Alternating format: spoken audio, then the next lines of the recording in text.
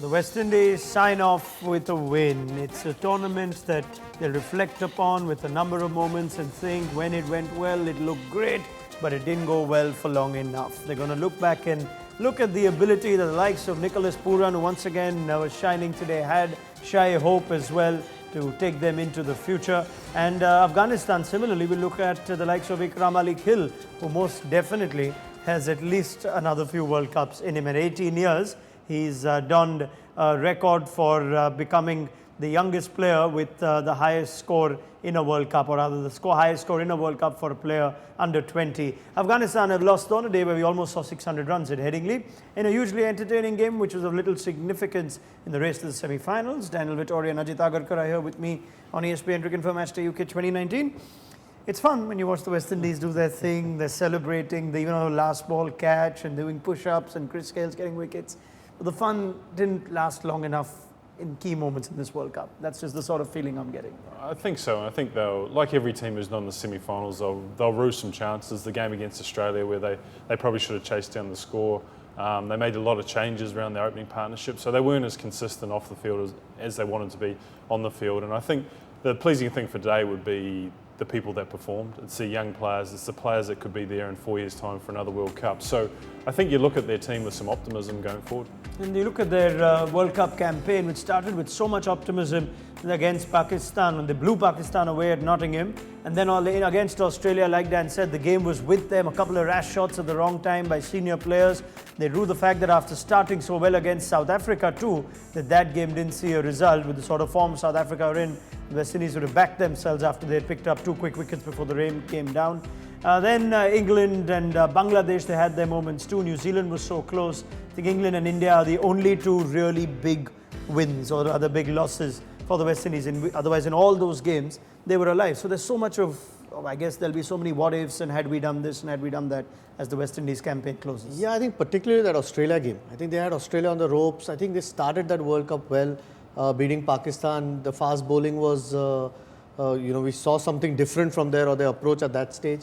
That game actually set them back a little bit. And then the rained off against South Africa. And then suddenly you saw the worst of the West Indies, unfortunately. Couldn't quite keep up the performance for 100 overs or 50 overs of bowling and 50 overs of their batting, and unfortunately just tapered away. Then suddenly 6 losses on a trot, and it was never going to end well. But you can see for the future, there are so many good players in that squad. Hopefully they keep developing and taking the team forward, because there's certainly enough quality in that lineup to be a formidable force in one-day cricket. Yeah, I mean, that's the feeling we're getting even from here as outsiders to West Indies cricket. Daren Ganga, and as I come to you now, and you were with us when that West Indies campaign started. They beat New Zealand in a warm-up game with some serious power hitting. They managed to blow Pakistan away, at which time we thought the West Indies might seriously threaten any team on their day. And then as you look back at their campaign now, which had, albeit except for 2 games, they were essentially in the contest in every other game. What's the immediate feeling now that the West Indies World Cup has come to an end with this win against Afghanistan? Well, I think, Ronak, it's unfulfilled expectations that they created at the start of this World Cup. A lot of people shaking their heads in disappointment and thinking about what could have been. I think you guys reflected nicely on that game against Australia, even the game against New Zealand, and I think that game against Bangladesh when the West Indies scored in excess of 300 and really had a good chance of winning that game, and their bowling let them down. That is the general mood in the Caribbean. To place 9 out of a 10 team World Cup is not a really happy moment for any cricketing nation. The same for the West Indies, but I think there are positives that they can take forward. Definitely Nicholas Pooran, he's been a shining light in that middle order and a young player that they can look to in the future. Sheldon Cottrell with the ball, he's been excellent in terms of his penetration up front, his energy, his attitude on the field is something that can be really infectious and progressive for this West Indian side. And then there will be the debatable issues. Whether Chris Gale should continue. Evan Lewis looks like the solid opener going forward in white ball cricket.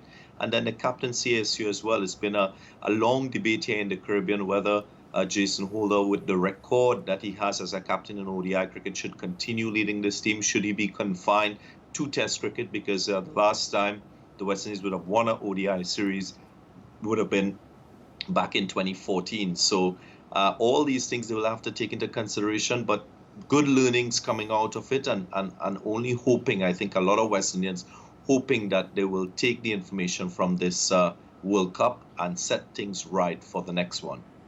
Daren, if I could just quickly have one more word from you. There was a lot of talent in this team itself. Let's forget the fact that there is talent going forward. How much did the tactical errors, selection errors, not quite getting their 11s right, slight changes, bowling changes through the course of the tournament, how much do you attribute to that aspect on the West Indies ending where they have on the points table?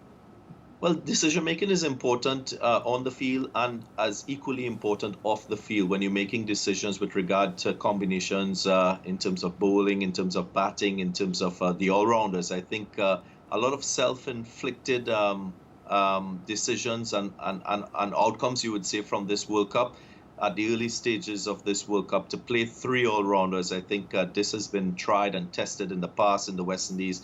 And for Floyd Reef and that think tank to invest in that same formula again, I think that was really going down a road where you could predict that it would not have the best of outcomes. So that is something that I think the West Indies should take going forward, ensuring that at most you play 2 all-rounders. And when I say all-rounders, you talk of players like Jason Holder, Carlos Brathwaite, Andre Russell, maybe Karen Pollard, Kimo Paul, and use your specialist players and make them accountable to performing in their respective roles. We saw the impact of Akima Roach and what he had with the bowling. So too, if Darren Bravo was invested in, I'm quite puzzled as to why he wasn't given more of an opportunity. He was in, out, not sure if they still had doubts about his form, about his appropriateness for ODI cricket. But you can't pick a guy in a squad and then question that. You must invest in the squad that you selected for the World Cup. So yes, I think decision-making off the field would have contributed towards this lack of success in terms of winning. The changes in terms of positions and players too as well, that overall is an indication that it's an unsettled side, and the powers that be weren't sure as to what the right combinations were. And in the end, it was a little too late in terms of getting the outcomes to get into a semi-final spot. All right. Well, that's a fair statement from Daren Ganga that the essential feeling in the Caribbean is unfulfilled dreams that they started so well with the West Indies, but they always like a bit of a show, and so does Alexis Nunes. In spite of the World Cup campaign being disappointing, Alexis, I can see that someone's given you a West Indian scarf that you had no hesitation in accepting. And not to mention, we saw some fun, we saw some good catching, we saw push-ups, we saw Chris Gale wicket and a catch, and it was fun when it goes well. It is fun indeed, Ronak, when it does go well. And I actually had to buy this scarf because halfway through, I started feeling that West Indian love and pride again. And thankfully, they showed up today. And that's the thing. I think Dan hit on it perfectly when it's just like you just need a bit more consistency, because how many times have we been breaking down the performances and one day it's like, okay, we need the batting to step up because the bowling is not the area of concern. And then when the batting kind of steps up, or say Nicholas Pooran steps up, the bowling and the fielding again is the area of concern. And I mean, it's just the good, the bad, the ugly, the emotional roller coaster that I keep saying is West Indies cricket that we're used to. But I think Daren as well said it perfectly. You do leave, despite this consolation win, feeling a bit unfulfilled. The West Indies win against Pakistan just absolutely, as I was speaking to a couple of the legends said, almost put a band-aid over the real problems that are affecting West Indies cricket right now. And some of that being the fielding, the bowling, not, choosing certain players consistently, like Kemar Roach, who again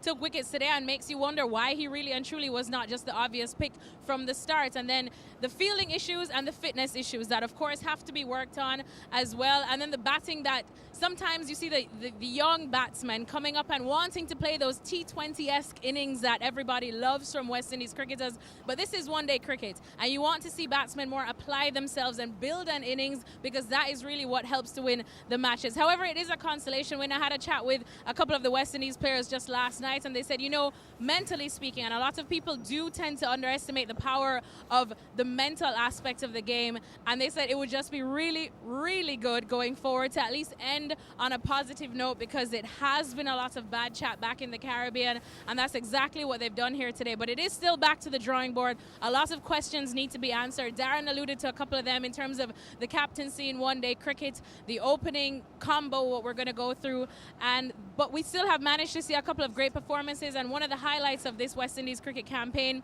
has been the emergence of a lot of these young cricketers like the Shea Hope. We forget that he's only about 25 years old, yet he is like a 50-year-old man in that 25-year-old body. We see Nicholas Poor and we see Shimron Hetmyer, and they keep coming. Shane Thomas as well with the ball. He needs some time to really just come into his own, as Mikey Holding has said. And of course, he may seem a bit erratic at times, but he says he wouldn't change that. He has plenty of time to grow, as well as Fabian Allen. So that is a positive going forward for West Indies cricket. And I think for a change, we need to focus on the positive going on, and hopefully we can finally hone this talent, knowing that straight from the board level down to this level, we have seen a change, we have seen brighter times, and hopefully the results will eventually follow.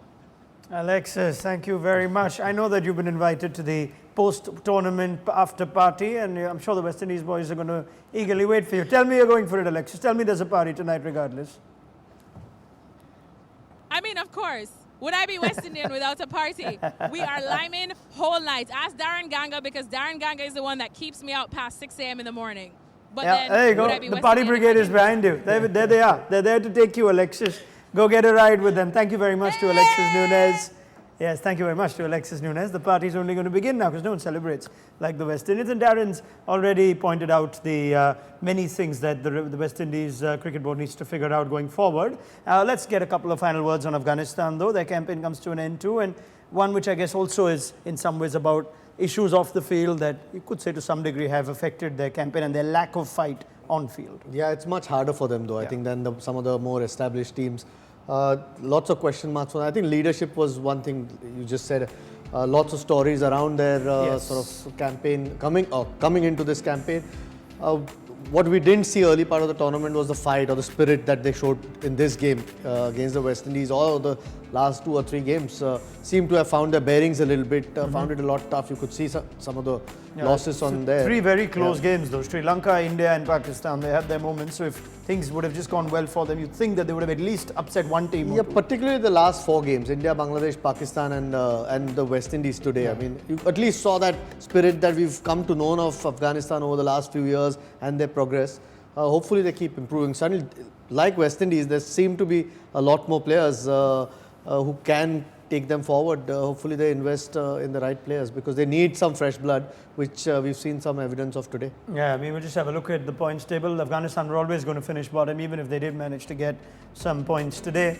But we'd like for World Cricket would like for the Afghanistan story to not plateau down or not get sucked into a lot of other cricket where boardrooms seem to have completely disrupted the cricket itself. I think Ajit's right, it's affected the performance on the field. I don't think anyone would have predicted them losing 9 games. I think everyone thought they had an upset in them, maybe 2 upsets. So it's a shame. They're obviously going to have a new coach. They may have a new captain. So those changes hopefully lead to a positive outlook for Afghanistan. All right, many thanks, Daren Vettori and Ajit Agarkar. Daren Ganga, thank you so much. This is where your World Cup campaign ends with us as well. I hope you've enjoyed it. It started with promise with you in our studios, and now you've gone to Trinidad and you've gone further and further away from us. It wouldn't be long before we have you on ESPN Cricinfo, I'm sure. Yeah, thanks very much, guys. A little bit disappointing in terms of the end for West Indies, but I think this World Cup has really sort of panned out nicely in terms of entertaining matches. And as you rightly said, Afghanistan showing that they're a team that will be a force to reckon with in the future. You're hoping that when you look at teams like Bangladesh and how they've graduated and matured, I think you expect the same from Afghanistan. Some really good quality players in there, and their attitude is the right sort of attitude for international cricket. So I think the game of cricket is better off for teams like Afghanistan growing and developing, and we're hoping here in the Caribbean that the West Indies in time will mature in its white ball play, especially in ODI cricket. They're quite good in T20 cricket, and they continue to improve in the test format. So thanks for having me, guys. Enjoy the rest. Yeah, thank you very much, Daren Ganga, and thank you, viewers in the Caribbean. Stay with us as we continue our World Cup coverage. Let's go to the presentation.